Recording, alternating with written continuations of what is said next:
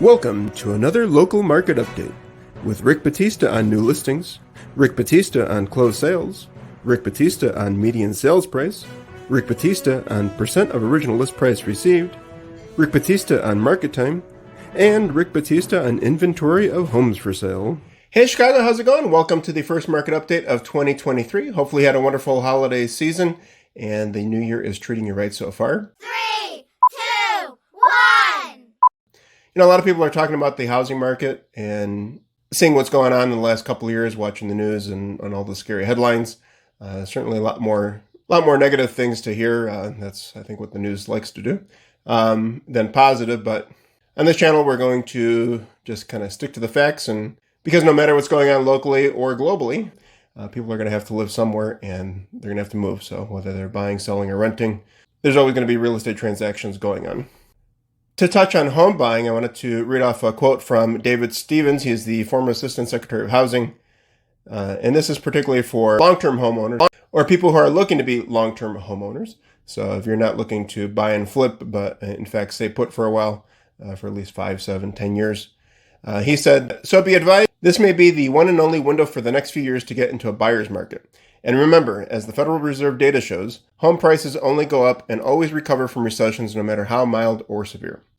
Long-term homeowners should view this market right now as a unique buying opportunity."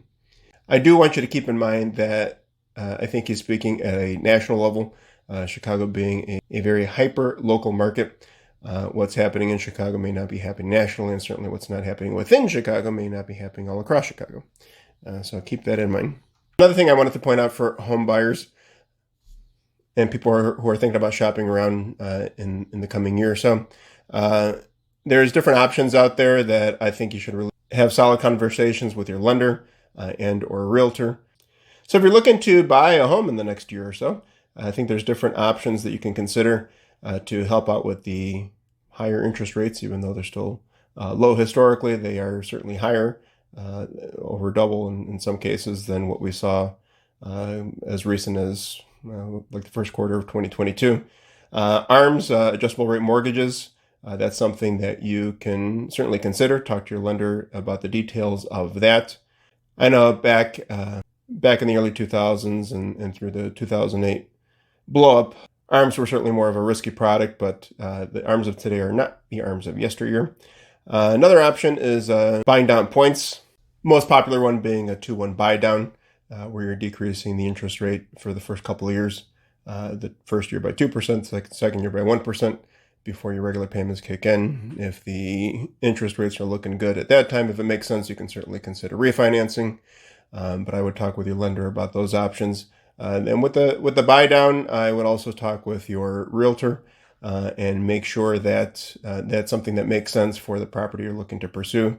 Because again, even though some may be considering this more of a buyer's market, there are still plenty of properties out there where there is a great deal of interest, especially if it's priced right. Which we'll talk about later. So if you are dealing with a multiple bid situation, 2-1 buy down, unfortunately, unless it's extremely attractive to the seller, and it's something that the seller fully understands and the broker understands, may not be the best thing for that particular property. All about supply and demand, right? So later this week, or maybe even early next week, we'll be coming out with the December's numbers, which will kind of give us a clear picture of 2022 in whole. Wanted to point out a couple things first for those who think the market has slowed down here in Chicago, or at least come to a halt or created a very lopsided buyer's market. Looking at the last 12 months of data that we do have, December 2021 through November of 2022, just to put things in perspective, single-family detached homes that sold in that 12-month period, 10,753.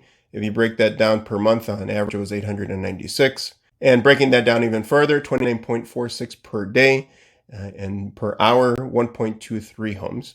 So during that 12-month period, again, December 21 through November 2022, 1.23 homes sold throughout Chicago per hour. And that's just the detached market.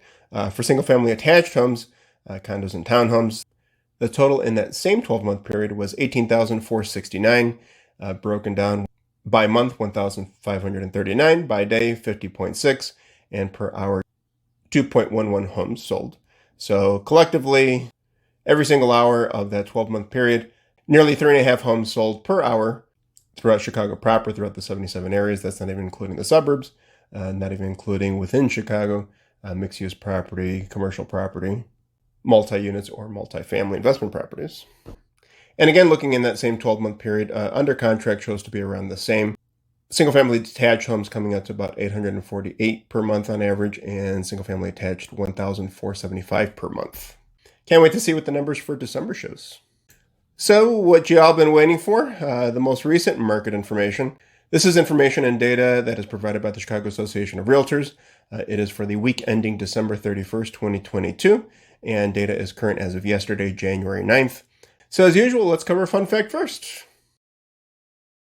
Fun facts, market time. Rental prices are rising at the slowest pace in 19 months. Yay! With rents up 3.4% nationally as of last measure, marking the 10th consecutive month of slowing rent growth according to Realtor.com's recent rental report. Among the 50 largest metropolitan markets, the median asking rent declined $22 month to month to $1,712 and was down $69 from July's 2022's peak of $1,781. Rents in Sunbelt markets slowed at a faster rate than rents in the Midwest and in big metros such as Boston, Chicago, and New York, which has seen stronger rental growth this year. And I can certainly say that for a fact. We do cover quite a few rentals throughout the year. We did well over 50 transactions last year, both on and off the market. And the rental market is certainly very active and strong here in Chicago. From fun facts to quick facts. Looking at year-over-year changes, new listings for detached single-family homes was down by 19.9%, while attached being condos and townhomes, down by 35.4%. Under contract, detached homes down by 11.5% and attached down by 44.2%. I believe those are higher than what we've seen in recent weeks. Homes for sale, detached up by 8.1%, so we've got some more inventory out there. And attached year-over-year change of 24.3%. To break those numbers down a bit more, new listings we had in the week ending of December 31st, 125 detached single-family homes hitting the market, and that brought us to a 3-month average of 279, which was a year-over-year change of just under 9%. For single-family attached, we wrapped up the week with 104 new listings, bringing us to a 3-month average of 314, and year-over-year change of just under 29%. Under contract, the week of December 31st, we had 92 single-family detached homes throughout Chicago. Go under contract, 3-month average of 136, down by just over 31% year-over-year. And single-family attached, we were at 92 with a 3-month average of 169 and a year-over-year change of just over 39%. Inventory of homes for sale. The last week of the year, we wrapped up with 2,487 single-family detached homes with a 3-month average of 2,897, up by 10.1% year-over-year, and single-family detached 3,329 with a 3-month average of 4,162, down by 26.5% year-over-year. So I just wanted to give my 2 cents to share the experience that we've been having with our clients and looking at the local markets. Both in Chicago and throughout the nearby burbs. I do believe that the panic with rising interest rates is starting to subside. There are plenty of people who are looking to buy and look into options for creative financing, or if they just simply need to move and willing to take that chance now and refinance or make a smart move later on with their property. And every property's investment property, even if you live in it. So I certainly think that that's a good thing to help keep the market moving forward. I also wanted to point out that, especially for homes that aren't priced right from the beginning, we may start seeing some more expired listings. Naturally, with people having the fear of higher rates, there's going to be less buyers, and there have been less buyers than we certainly saw in the last couple of years with those pockets of just pure insanity and people lining up outside the door just to write an offer for whatever price. But with expired listings, not only is that opportunity for realtors, but I think that's an opportunity for buyers as well, and more importantly for buyers. Since when a listing has expired, it's probably been on the market for a while, and there might be some frustration on the seller's part leaving them in a more vulnerable position. And please, please, please, sellers, if you don't want to be in that vulnerable position, make sure that you are working with your broker to get it priced right. That's one thing that we focus on and do everything possible to pick the right number to market it, depending on the area and the situation, and how much of a desirable property it actually is. I think overall, realtors, it's our responsibility to work smart and have those honest conversations with our sellers, because it is our responsibility to help move the market forward in any positive way. There's so much that goes into selling a property, but I think the most critical thing is how it's priced, and not how it's priced later after it's been sitting there for a while, but actually how it's priced when it first hits the market. Because that first price that you choose may very well determine not only the level of interest and whether or not you're going to have multiple or any reasonable bids, but more importantly, the market time. I can't stress this enough. I think the proof is in the pudding. That marketing price has a direct link to marketing time, which has a direct link to vulnerability. And the last thing you want to be during any negotiation process is vulnerable. So how does all this information, data, and insight impact you? How the heck do I know? We'd have to have a conversation. It all depends if you're looking to buy, sell, or even rent, because rentals are certainly impacted by sales prices. You can always reach out. We have our contact information below. I'm more than happy to have a conversation. You can call, text, or email. So many ways to reach out to us. And even if you're not looking to make a move this year, I'm curious as to what you think the market's going to do this year.